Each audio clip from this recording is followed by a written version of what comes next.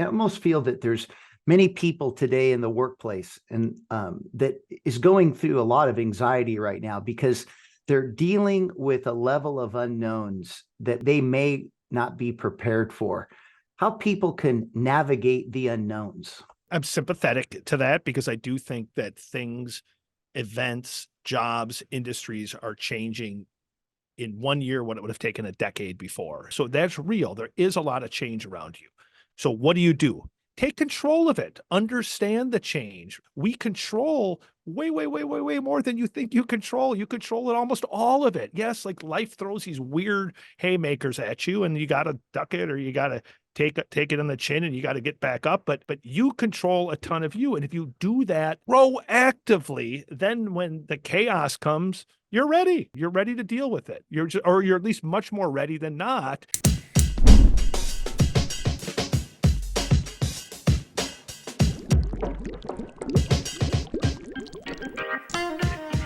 You are listening to Personalization Outbreak, a podcast about the collapse of traditional corporate standards in today's more personalized world. I'm Glenn Yopes. I'm a leadership strategist, author, contributor to Forbes, and founder of the Leadership in the Age of Personalization movement. On this show, I'm interviewing executives across multiple sectors to find out how the balance between standardization and personalization can exist. Hello, everyone. Welcome back to Personalization Outbreak Podcast. Have you asked yourself these questions? Am I really suited to take a predetermined career path to find success? Are there other alternative routes that align with my talents, passions, and life circumstances? Now, to help us address these questions and many others is our guest today, Jim VandeHei. Jim is the co-founder and CEO of Axios, a news website covering politics, health, technology, business, and much more. In fact, Axios' value proposition reflects what Jim stands for, giving people smart, efficient news worthy of one's time, attention, and trust. So before we get started, please click the like button below, share it with your colleagues, and subscribe to our YouTube channel and social media at Glenn Yopes. Jim, really appreciate your time today. Thanks for joining us. Thrilled to be here. It'll be fun. It's going to be a lot of fun. Well, what's really fun to know is that on April 30th, your new book, Just the Good Stuff, will be released. Now, the book offers a no BS guide to navigating the realities of a changing workplace, showing us that no matter the challenges that we face, a fulfilling life is within our reach. Jim, why'd you write this book now? And why does this book matter? Yeah, a little bit about me to explain the book is my background is I was a journalist. I covered the presidency for the Washington Post, the Wall Street Journal. I started a company called Politico and then started Axios. So I wasn't born a CEO or an entrepreneur, and I wasn't born a manager or a leader. I became sort of self-taught. And what was interesting is because I was a journalist, I took notes and I watched myself as I screwed everything up and then recalibrated and tried to, basically ultimately figured out how to do this job and deal with all the complexities of a modern workforce. I started writing a column about this and the response to it was overwhelming. And I said, hey, I should probably put this into a book because I have this unique perspective. I think it's helpful. I come from a small town. I'm a normal person. There's nothing that's spectacular about my background, but I was able to do these cool things. And I took these notes and I want to pass them along to other people. It's interesting. When I wrote my first book, it was 90 shoe boxes full of restaurant napkins as I was asking my father, who was 50 when I was born, about life as I was traveling and kind of figuring it out as I went in my early corporate life. So I think what the point there is taking notes. It's amazing how many people just don't take notes. Why is that? I mean, is this contributing to why people don't want to take a whole lot of time to read? I don't get it. I have the notes function on my phone. And if you went into it, you would think I'm a psychopath. It is tens of thousands of notes on ideas I have. A lot of it's memories. I mark it diary. If anything ever happens to me to search diary, you'll find out all the different interesting things that I thought or was interested in about family. And it's my way. And I don't think everyone learns this way, but I learn by synthesizing my thinking, putting it to paper, putting it to iPhone, and then it tends to lock it into my mind. And so to me, it's both like therapeutic. It's this awesome reservoir of information I can go to later, but it really is a great way to just to sharpen how I think and feel about life. Well, let's talk about that a little bit because, and I can't wait to read the book, and I've already pre-ordered it on Amazon, just so you know. Of course. God bless you. No, of course. I can't wait because, this whole thing around no BS. I mean, this is the way these younger generations are thinking now. In fact, they've often told me, and so I completely resonated with your other book that you co-wrote around smart brevity, that we've got to stop using these Shakespearean words that don't mean anything. What happened to the English language, and why has the ability to read or process information become so difficult just beyond all the noise? Yeah, I don't know that people were ever terrific communicators, particularly in writing. It's just a tough skill, but I do think that there's just like a performative side to people where they think when they're talking that they're being judged based on the $11 words that they can bust out or the acronyms that make them seem like they're sophisticated. And most people just want you to talk to them like you're in a bar. Be normal, be enthusiastic, be blunt, be yourself. Like they don't want, like if you use words like verisimilitude, they want to punch you in the throat. They don't want to think you're brilliant, buddy. Well, it's interesting you say judgment, because I'm curious now for our listeners and viewers. Jim was told by his high school counselor that he wasn't cut for college. Now, Jim, we know what the rest of the story is since you were told that. What advice would you give either that high school counselor or others or any leader that may be too quick to place judgment on people's potential? In her defense, if you had looked at my body of work at that point, she wasn't wrong. She's looking. I graduated in the bottom 1/3 of my high school class, barely, and I had extracurricular activities that kept me interested as opposed to school. The advice would be like, whether you're 16, 20, 24, like people change, people evolve. All of us sort of hit adult puberty at a different age in terms of when we start to find ourselves, find our groove, and never underestimate what happens when a person finds a passion. When you find a job, I always say, like, what would you do for free? Like I would do my job for free. I don't want to do it for free, but I would do it for free because I love running a media company. I love the curiosity aspect of it. I love news. I love starting companies. I love talking about these things. And so once I found that match, then I was on fire. But before that, there was no reason to think that that would have happened. And so I think all of us, whether you're 20, 40, 60, 80, like we're capable of change. We have to seek out things that really electrify us, that aren't just duty or chore. And there's parts of life where you just have to do duty and chore, but I don't think as much as everyone thinks there is. And then like things can change, people can change, and you get the best out of yourself and the best out of others when you match those two. So how did you discover your passion for politics and journalism? I had basically gone through 3 or 4 majors. I was an accounting major because my father was an accountant. I sucked at that. I tried business. I tried computers. I was thinking to myself, I'm pretty good at writing. And I had this weird tick. This is a true story. I would go out and I would get smashed in college, and I would come home and I would watch like House committee hearings on the agriculture bill. Like I was just fascinated by Congress. I was like, well, for whatever reason, I'm fascinated in this and I'm a good writer. Hey, I should be a journalist. And that led me to go take some classes. I was just dumb enough or courageous enough or whatever to go to the local paper. I'd never been a reporter. I said, I know sports. I know a lot about sports. I follow it. I played it. Like, can I be a sports reporter? And the guy looked at me like I was an alien, but he's like, I don't know. Let me give you a test. And I did pretty well. He's like, okay, I'll hire you. And I was like, oh, by the way, I've never taken a journalism course. Go ahead. So how do you disrupt comfort? How do you, because you had to do some of that to get to where you are today.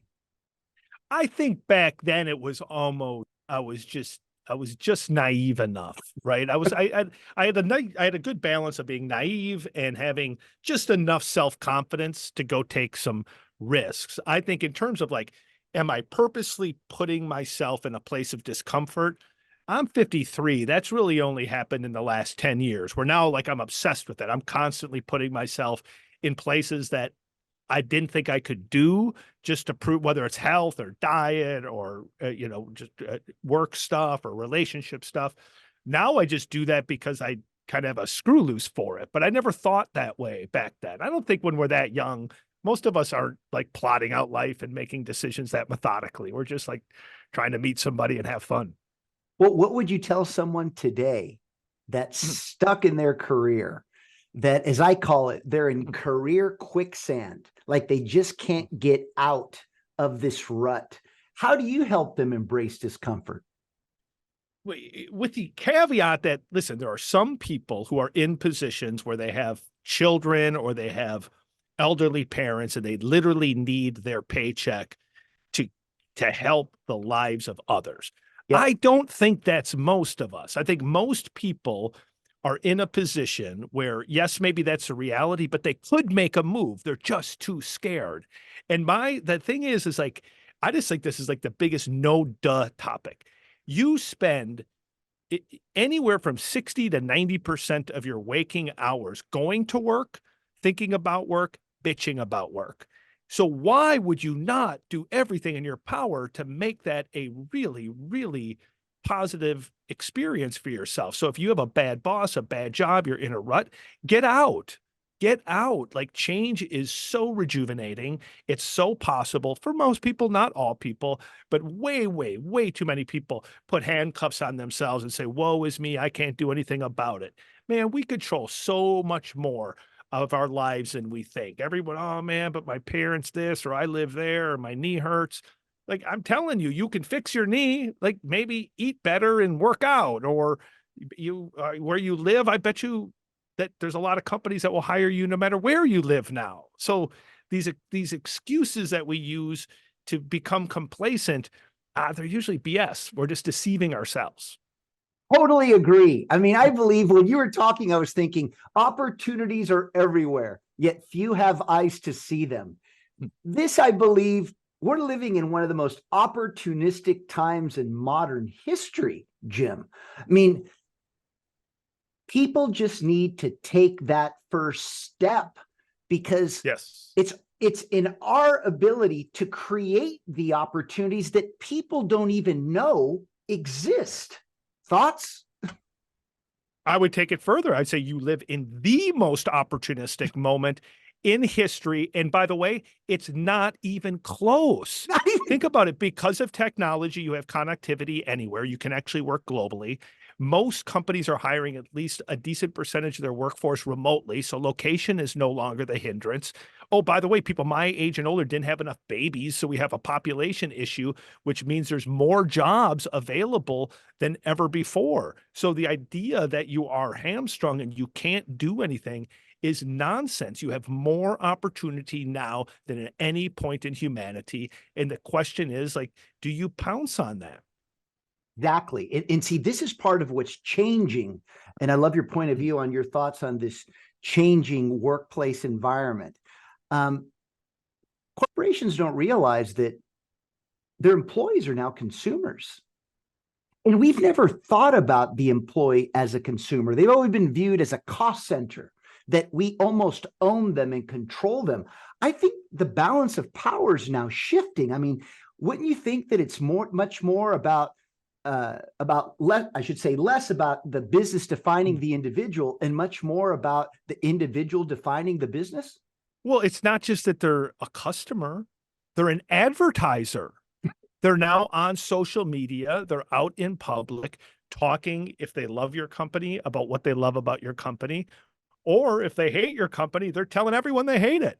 And so you have to, the employee today is so different than me. I think about this all the time. So I've we have three companies. We have two companies now, but I've basically started three. And I would say of the three, we're talking thousands of jobs and 65% of the employees under the age of 35. So much younger than myself. So I have a pretty good sampling. And what's different is the individual today. One, they're motivated by things you and I weren't motivated from. Like when I got into the workforce, I wanted two things. I want a paycheck and I don't want you to hit me. I didn't look at you for purpose or meaning or inclusion. Like I don't even remember those words ever being used. Looked at you like an alien had someone said that when we were kids, but they are. And so like they're motivated by this idea of, listen, like I want to do good with my work. Well, that's awesome. So as an employer, as a manager, figure out the good that you're doing and play to that. Because what you'll find is you can get just as much, if not more, productivity out of young people. They just respond to a different incentive. So you have to adjust the incentive system. And yes, they're going to be more opinionated. They're more individualistic. They might pressure you to take political positions you don't want to. But guess what? You don't have to do every single thing that every person wants to do, but you have to figure out, like, who are we? What do we stand for? And what will we take a stand for? And once you do that, then everything else becomes pretty clear. Would you agree, Jim, that what you just described is coming at a pace that perhaps organizations are just not prepared for? Because this is not a trend. This is not a fad. I've heard so many people say, no, this is a generational thing. We always, and we'll talk about AI a little bit later, but much like people talk about being AI enabled, you know what? This is a generational enabled society and workplace that we live in today. In other words, don't you think people from our generation care to have purpose, have meaning? But many of our people from our generations, they got so stuck in what I call the standardization model. It's hard for them to get out of it, because not just because that's what they've been rewarded to do, but because they've lost their identity in the process. I mean, we're talking about a different group of people that's going to unleash things and force organizations to take a difficult stand on. Thoughts? Yeah, I mean, I run into people all the time like you do that are, this is a fad, this will go away. I'm like, I don't know what you're talking about. Like no, it's not a fad. It's like remote work. It's, it's just a COVID thing. Like, I'm sorry, there are not that many employees. When the employees have this much power, a lot of them already moved to Tulsa and to Austin and to San Diego. They're not moving out. So if you want talent, you're going to have a remote workforce. Therefore, you will always have a remote workforce. You're not going to get young people to suddenly be motivated more by money than purpose. And so what I always tell people is like, I'm too efficient and ruthless with my time to give a crap about something I can't change. I just have to figure out, how do I make the best of it? How do I unleash what is real enthusiasm in this purpose to be able to drive as much productivity as I possibly can? And so any manager who's still like saying this isn't real or this will change, could not be more delusional. Agreed. And this is why it's interesting you use that word delusional. And I think this is why so many organizations have this illusion of progress at the expense of real evolution, because they think they're making strides in this, but it's too slow. And the world around them is changing so fast. So I'm glad that you've addressed that head on. So Jim, let's shift gears. Yep. Rather than questions for a bit, I'm going to just throw out a few statements, and I'd love for you to give me your perspective on them. Here we go. Yep. Without strategy, change is merely substitution, not evolution. Well, for sure, strategy is the whole game, and not just strategy, but clarity of strategy. And you have to be able to know, like, here are the 2 or 3 things that we're going to try to do in the next quarter, because the world changes so fast. You shouldn't think in years anymore. You should think in months or quarters at most. And if you don't have a strategy around it, you're just going to, it's your quicksand. You're just going to sit in quicksand. You're going to sink slowly, but you're never really going to get out.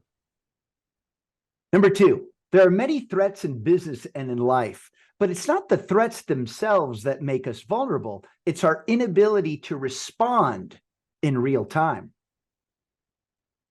For sure. Like, the one thing you learn the older you get is, like, life's tough and, like, bad things happen. There's bad people around you. There's circumstances you don't control.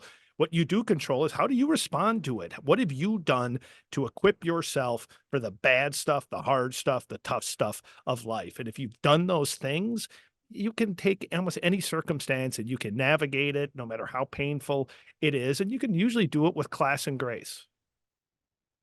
3, knowing what's right isn't enough to start doing what's right. And knowing something's wrong isn't enough to stop doing it. I think it's not knowing, like, because knowing almost suggests like an academic understanding of it. You have to have a set of values. Just talking to my son about this last night. You have to make a decision, like, what are the 3 or 4 red lines in your life, the values that you will not compromise on, regardless of the pressure around you, regardless of how other people behave. If you have that built into you, your reactions are going to be one, they're going to be the right reaction, but they're going to be natural. They're going to be instincts. It's going to be like a reflex of ducking when a ball gets thrown at you because it's built into your fiber. And finally, the wise person forfeits their fortune when they do not trust themselves. Listen, a little bit of self-doubt is okay. I think it keeps us humble, but you have to have like clarity about yourself. And that doesn't mean arrogance. Like if you sat me down, I could tell you 5 things I'm probably better than almost anybody I know in my business at. I could also tell you the 5 things that I suck at. And I don't beat myself up over the things that I suck at. I either try to surround myself with people who are better at it than I, or I try to work at being better at those things and really try to allocate most of my time to doing the things that I'm good at. Love it. So let's close with a few more questions, Jim. Yep.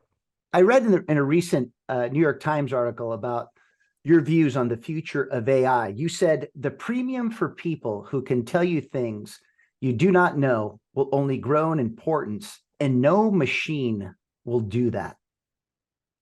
Can you elaborate? Listen, I believe artificial intelligence will look back. It will be as big, if not bigger, than the creation of the phone and kind of the internet and connectivity. And I think for all of us, there's gonna be this anxiety. Does it replace me? Does it displace me?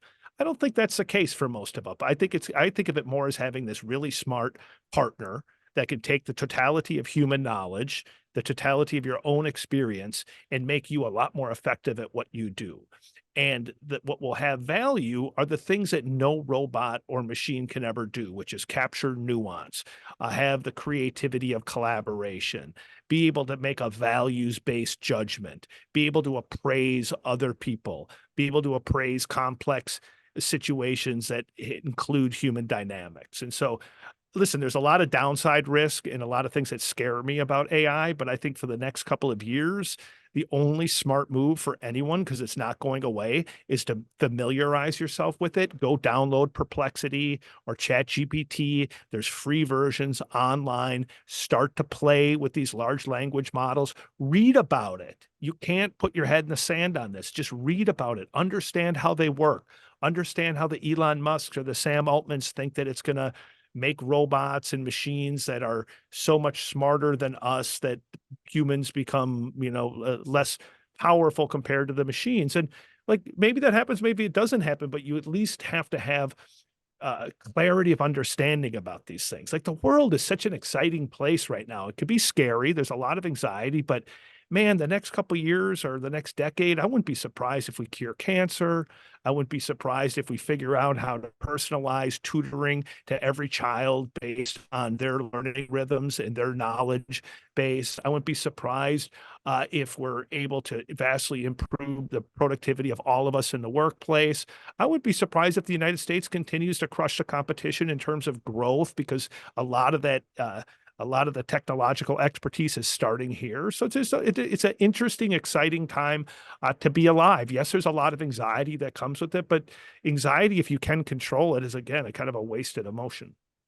So given all the experiences you've had with your startups, Jim, and I almost feel that there's many people today in the workplace and that is going through a lot of anxiety right now because they're dealing with a level of unknowns that they may not be prepared for.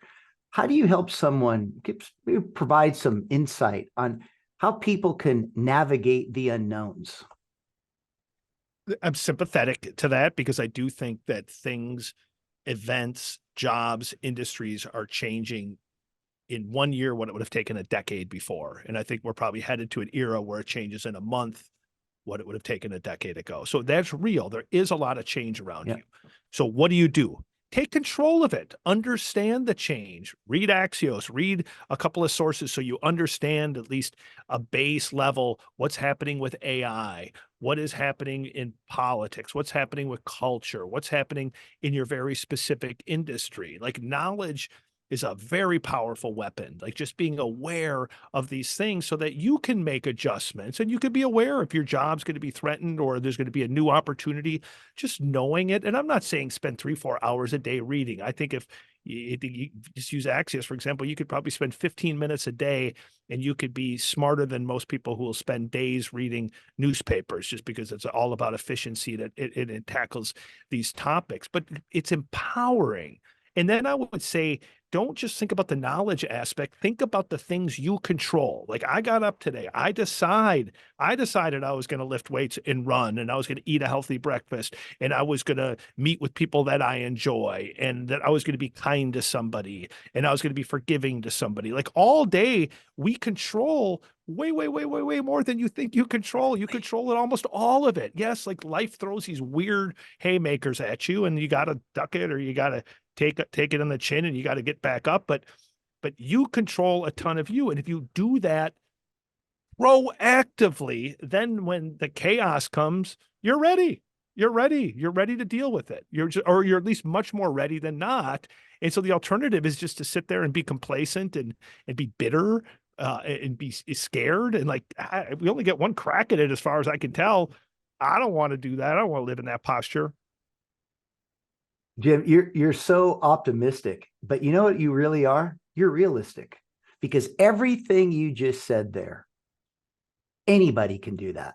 And one of the things that I continue to see, whether you're a frontline employee or even in the C-suite, we don't educate ourselves enough. We don't take the time to learn. We've almost become accustomed to the institution teaching us things, and those days are gone. Like you said, change is so fast. It's on us to get out in front, on us to learn and go to platforms like Axios to get us up to speed. So let me tell you what I did today on Axios. Boom. Found out that the consumer trusts themselves more about healthcare and what's in their best interest than they do healthcare providers. Right. What does that news tell us? And that, by the way, that was an exclusive. Good job. Why is that important as it relates to personalization outbreak? Here's why. Because today we're supposed to have a personalized healthcare system that knows who we are as individuals so they can treat us, do the proper clinical trials, have the right pharma products, have the right treatments and cures, but they don't know us enough. So what do we do with that? Complain? Or do we get out in front of that before circumstances force their hand? So this is a simple example of what you just told us. How'd I do there? Good. And I would take it a step further. This is another area that you can control. And that, by the way, there's more opportunity than ever before. You should learn about your health. Go just listen to Dr. Peter Attia, who I think is really, really smart on this, science-based, highly educated, really good at breaking down the different dimensions of health. If not him, there's literally hundreds of doctors on the internet for free that you can listen to, so you can start to think about your health and not just trust the consumer's right. You shouldn't just trust the professional. My wife's gone through all kinds of health hell, and we've gone to the best hospitals in the world, and I'm shocked at how little some of these doctors actually know and how little they pay attention to her personal situation. So that means she and I have to educate ourselves and take the power back. And the good news is there's more tools than ever before. Just like there's more ways to find a job than ever before, there's more tools available for free to you on your phone or this computer than at any point in humanity, with higher quality information from a more diverse set of voices. I'm going to wrap it up with one more question, but I want to just take a moment to pause here. This was a real life example, watchers and listeners. What are you excited about? Go look it up on Axios or your favorite platform, but I'm a fan of Axios. What does the article say? Does it bring you down or does it lift you up? Regardless, there are opportunities if you're hungry to learn and grow. So thanks for riffing with me on that one, because that was fabulous. So, Jim, we know it's a political year, a big one, and I'm not going to get into the details about it, but I would love to get just a broad sense of your vision. What are your concerns about today's political discourse, and where do you see it going in the next 3, 4, who knows, maybe 12 months? We could spend a whole show on this. The thing that worries me is that because of social media, because of the way that we consume political information, you would walk away thinking that everyone hates each other and that we're deeply divided. When in fact, I don't believe that that's the truth. I actually think 70 to 80% of people are quite sane. They're too busy, going to Little League or taking care of a parent or going to church to get that hopped up about politics.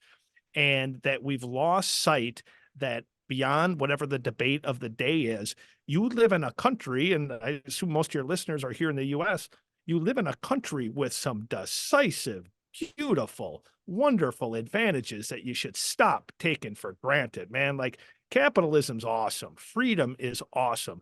Two big oceans on our shoulders protecting us is awesome. The amount of natural resources, natural energy, clean energy, traditional energy that are produced here compared to other nations, the growth that we see as a country, the fact that AI was created not by the Chinese, the Iranians, the Russians, it was created by Americans, and we're like a year ahead of everybody else. Why? Because there's just something about this place that a schmuck like me could go from delivering pizzas to starting two companies to being on this podcast talking about my book. And that is what I worry will get lost in this election. Jim, any final thoughts on your book? Like I said, I've already pre-ordered it. Yeah. I'm excited to go deep into it, but give us a little bit about why this book would be, why would this book be so impactful to someone's life right now? Yeah, I think again, I'm biased. I wrote it, but it's called Just the Good Stuff. And it's literally all of the things that I learned either by screwing it up and learning how to do it right or watching other people who are exponentially better than me. And I take those notes and I basically share them. There's probably 60 to 70 very, very activating ideas where like you read a chapter, no chapter will take you more than 2 minutes.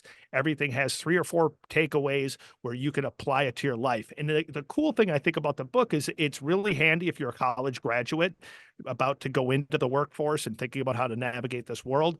There's a whole section on how to be a better manager. There's a section on how to be a good leader. I think if you're Jamie Dimon and you're running JP Morgan Chase, there's stuff for you. And if you're the 18-year-old version of Jim VandeHei in Oshkosh, Wisconsin, there's a ton of it in there for you. And it's been all the money, all the proceeds go to a foundation we set up to help people in need get through college or get vocational help. So like, I don't even profit from it, but like, I'm excited because it really is like, I'm the vessel of the wisdom of a whole lot of people who are smarter than I am. Jim, you have shared a lot of wisdom with us today, and it's just been a pleasure to get to know you. I love your questions. Matt, you're a really good guy, and I really appreciate it. I know our audience does, and keep doing great things, and love to stay in touch. Thank you so much, you too. Jim. I appreciate it. Take care. As we leave every show, when you lead in the age of personalization, you will see things that others don't. Do what others won't, and keep pushing when prudence says quit. Thank you. Thanks for listening to Personalization Outbreak. Make sure to subscribe so you never miss a show. If you enjoyed the content, visit ageofpersonalization.com to check out our free streaming video series and learn how to get involved in the movement. I'm Glenn Yopes. I wish you a good day, and remember, without strategy, change is merely substitution, not evolution.